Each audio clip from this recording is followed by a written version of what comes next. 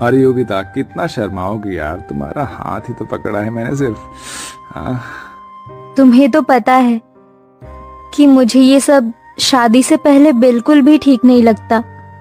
और वैसे भी हम पब्लिक प्लेस में हैं। तुमसे कब से कह रही हूँ कि हमें अपनी फैमिली में एक दूसरे के बारे में बता देना चाहिए।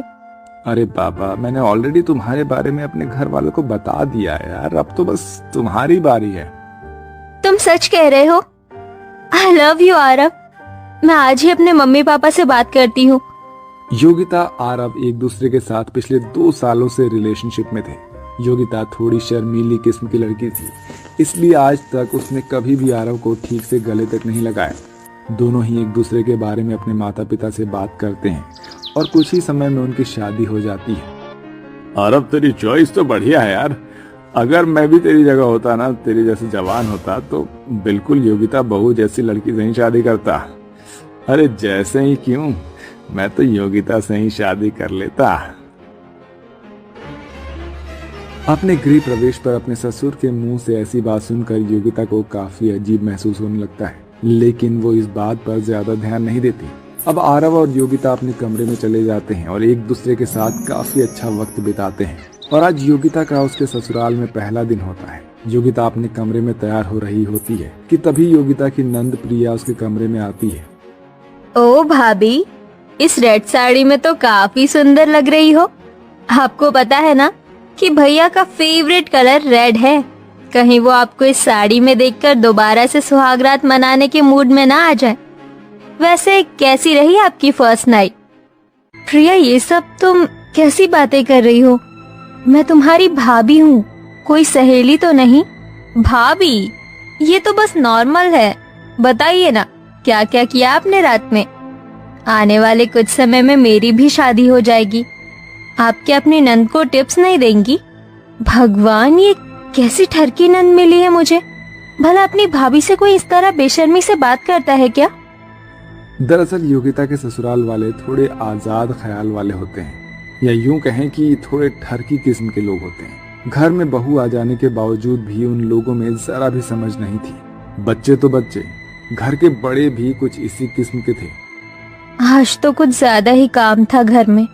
एक काम करती हूँ, थोड़ी देर आराम कर लेती हूँ। घर का सारा काम खत्म करके योगिता अपने कमरे में आराम कर रही होती है कि तभी योगिता का देवर दिनेश बिना अपनी भाभी के कमरे का दरवाजा खटखटाए उसके कमरे में आ जाता है, जिसे देखकर योगिता अचानक से हिचकिचाते हुए घबरा कर उठती है। अरे दिनेश, तुम ऐसे अचानक कमरे में कैसे चले आए?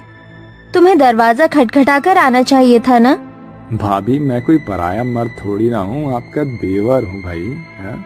और देवर तो भाई के समान होता है ना। वो तो मैं आपसे कहने आया था कि शाम को मेरे कुछ दोस्त आ रहे हैं, तो आप ना उनके लिए कुछ स्नैक्स वगैरह तैयार कर दीजिएगा। अपने ससुराल वालों की ऐसी हरकत योगिता को बिल्कुल भी पसंद नहीं आ रही होती है। ऐसे ही एक दिन, योगिता बहू, अब तो तुम्हारी शादी को काफी समय हो गया है, तो कब दादा दादी बना रही हो हमें? माँ जी, सामने ससुर जी बैठे हैं और आप उनके सामने ऐसी बातें कर रही हैं।